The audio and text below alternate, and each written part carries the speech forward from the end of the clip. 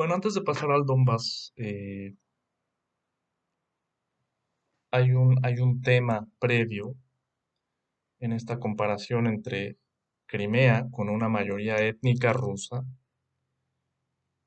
y la acción de Rusia sobre Crimea, con el Donbass, que no tiene una mayoría étnica rusa, tiene minorías rusas considerables, más o menos casi 40% de la población de la provincia de Donetsk hace 20 años, en el último censo que hizo Ucrania, era casi el 40%, y en la provincia de Luhansk era una tercera parte, una cosa así, eran rusos en cada provincia. No hay que confundir eh, etnia rusa con lengua rusa.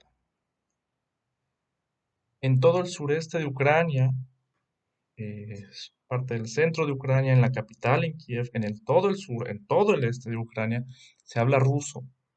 La mayoría son ciudadanos ucranianos, étnicamente ucranianos, o al menos así se asimilan cuando hay censos, como étnicamente ucranianos, porque eh, saber a qué etnia pertenece uno es una cosa muy difícil, más en el espacio postsoviético. Eh, pero no hay que confundir ambas cosas. La mayoría son ucranianos, pero hablan ruso. Y son ucranianos que buscan en mayor medida que del otro lado de Ucrania una pluralidad, que se reconozca la pluralidad, una Ucrania plural. Y muchos estarían a favor, según varias encuestas de opinión, de que Ucrania fuese un estado federal, de que Ucrania reconozca, el gobierno central de Ucrania reconozca esa pluralidad, que se dé al ruso el estatus de lengua oficial de todo el país, o al menos local. Eso es lo que hizo el presidente Yanukovych, que venía de Donetsk, que gobernó entre 2010 y 2014. Yanukovych en 2012, él viniendo de Donetsk, siendo un rusófono, un ucraniano rusófono, representando los intereses de Donetsk, él propuso en el Parlamento una iniciativa para que eh, las lenguas locales tuviesen un estatus oficial en cada provincia de Ucrania. Se llamó la Ley de Idiomas, la pasó el Parlamento por mayoría, y entre 2012 y 2014, si uno hablaba, por ejemplo, si en Donetsk más del 10% de la población hablaba ruso, esa lengua se consideraba en Donetsk oficial, junto con el ucraniano. O en Zakarpatia, donde hay una gran minoría húngara, más del 10% de Zakarpatia son húngaros que hablan húngaro, el húngaro era lengua local en Zakarpatia. Y así con otras minorías, rumanas, eh, etc. Em, esa ley fue la primera que, después del Euromaidan, cuando toma posesión el nuevo gobierno, a fines de febrero de 2014, cuando tumban a Yanukovych, insisto, después de aceptar sus demandas, lo primero que hace el gobierno y la nueva conformación del Parlamento es quitar esa ley, en esta retórica nacionalista radicalizada por la ultraderecha, por el partido Svoboda, desde el poder. Svoboda va a estar en la nueva coalición gobernante a partir de 2014, en esos meses, en ese gobierno interino, y logran que esa ley eh, se derogue. ¿Por qué? Porque esto es Ucrania, aquí se habla ucraniano y todos somos ucranianos. ¿Sí? Entonces, de repente, eh, había un gobierno que le dice a el sureste de Ucrania: tú eres particular, vamos a reconocer tu lengua y vamos a reconocer tu gobierno, perdón, tu cultura, eh, y tu lengua va a ser oficial. Y de repente viene el Euromaidán, eh, con un contingente, sobre todo en las protestas, de gente del oeste, de gente del centro de Ucrania, más nacionalista, muy poca gente del sureste. Y de repente el nuevo gobierno quita esa ley. Entonces tu identidad se ve, si tú eres de Donetsk, si tú eres de Luhansk, si tú eres de Crimea, tu identidad se ve borrada de un plumazo. De repente tu lengua ya no es oficial en tu propia provincia. Entonces, las señales que se mandan desde el nuevo gobierno ucraniano en Kiev, en 2014, son bastante negativas para estas regiones. Eh, y cada región, debido a su demografía, en buena medida, responde de diversas maneras. Habrá protestas en contra de eso.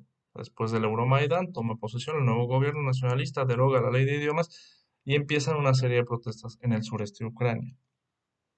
Pero, eh, eh, en realidad, donde más protestas hay, y no es casualidad, porque es donde mayor eh, concentración de rusos étnicos hay, es en Crimea, de lo que ya hablamos, y en el Donbass, las provincias de Donetsk y Luhansk. Eh, el área más rica de Ucrania por su industria, por sus minas, hoy destruida por una guerra que empezó allí. Literalmente, y lo que voy a decir no es mentira, está documentado. 100 personas, 100 personas tomaron el edificio de Donetsk en esta protesta en contra de estas nuevas, de esta derogación de la ley de idiomas, del nuevo gobierno nacionalista. Toman el edificio de Donetsk. 100 personas en abril de 2014. ¿Qué hace el nuevo gobierno? Insisto, con la ultraderecha en la coalición, con una retórica muy fuerte nacionalista. ¿Qué hace? Pues en vez de negociar la liberación del edificio y decir, a ver, vamos a arreglarnos, no. El nuevo gobierno, el presidente Turchynov, presionado por la ultraderecha, por esta retórica que está subiendo como espiral, y con el tema de Crimea, que se acaba de escindir del país y anexarse a Rusia, Turchynov dice no, manden al ejército. Mandar al ejército a sacar a 100 pelados, no a la policía local, al ejército. En México sabemos bien lo que pasa cuando uno manda al ejército a hacer tareas que no le competen. Bueno, eso es lo que ocurrió. La opción separatista, en Donetsk, en Luhansk, era ínfima en las encuestas de opinión en ese momento. Había protestas de la gente que decía, queremos que se restaure la ley de idiomas, queremos que nos den autonomía, no queremos esta nueva retórica nacionalista del gobierno central, queremos que nos dejen en paz. No queremos incorporarnos a Rusia, no queremos independizarnos, esto en Donbass. Eh, queremos que se restaure esa ley, se restaure nuestra identidad. ¿Y qué hace el gobierno nacionalista ucraniano? Enviar al ejército. Por ende, en las encuestas, y se puede ver las encuestas del el Instituto de Sociología de Kiev, por ejemplo, el KIS, se puede ver cómo a partir de abril, cuando la opción separatista entre la gente del Donbass no era grande, eh, de repente la opción separatista empieza a subir. ¿Por qué? Porque nos están mandando al ejército. ¿Y qué hace el ejército? El ejército mata. El ejército no pregunta, el ejército mata. Y el presidente Turchynov denominó esa operación antiterrorista.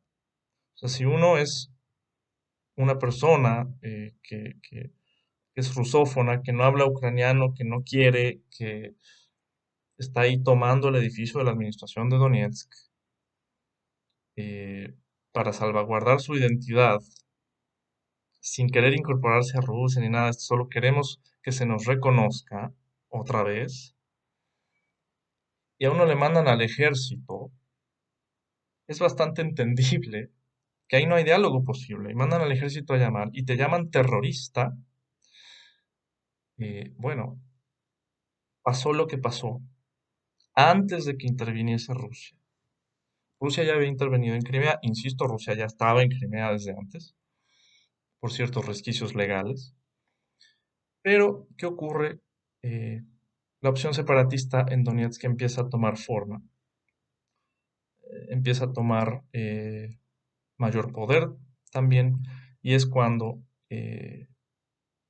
empieza ya una rebelión abierta de los habitantes, de muchos habitantes, todavía una minoría, pero ya considerable, en contra del gobierno ucraniano y del ejército al que están mandando a desalojar gente. Eh, y así empieza la guerra del Donbass. Rusia todavía no ha intervenido. Rusia interviene unos meses después para apoyar a esos rebeldes, una vez que esos rebeldes ya eh, tomaron las armas, ¿sí? Y una vez que esos rebeldes estaban muy a punto de ser aniquilados por el ejército ucraniano, ahí Rusia ve una ventana de oportunidad y dice, voy a entrar ahí, voy a apoyar a esta gente, que a fin de cuentas quieren eso, su multiculturalidad, su identidad. eh, Voy a intervenir de manera un poco escondida para sacar al ejército ucraniano, para hacer que se replieguen, y Rusia tendría ahí pues un conflicto congelado que podía usar y que usa hasta la fecha como moneda de cambio en negociaciones con Ucrania, con otros países, con la OTAN, con Estados Unidos, y entonces Rusia ya tiene ahí sus propios intereses. Insisto, no porque le importen mucho a la gente del Donbass, sino porque ve una ventana de oportunidad para dialogar, negociar con algo más grande, que es Estados Unidos, que es la OTAN. Y entonces Rusia ya puede decir, bueno, yo ahí puedo mover mis fichas si tú me ayudas a tal cosa, a que no metas a la OTAN, etcétera. Pero ahora voy a eso, porque es muy específico lo que hace Rusia. Insisto, no se anexa Rusia al Donbass. Rusia mantiene un conflicto congelado. Cuando todo el mundo decía, no, es que ya se anexaron Crimea, ahora se van a anexar esto, porque Putin es un megalómano que tiene sed de poder y de nuevas tierras. Cuando todo el mundo decía eso, los pocos que decíamos, no, aquí hay lógicas distintas, esto es otra cosa. Bueno, no fuimos escuchados, eh, pero ahora voy a eso.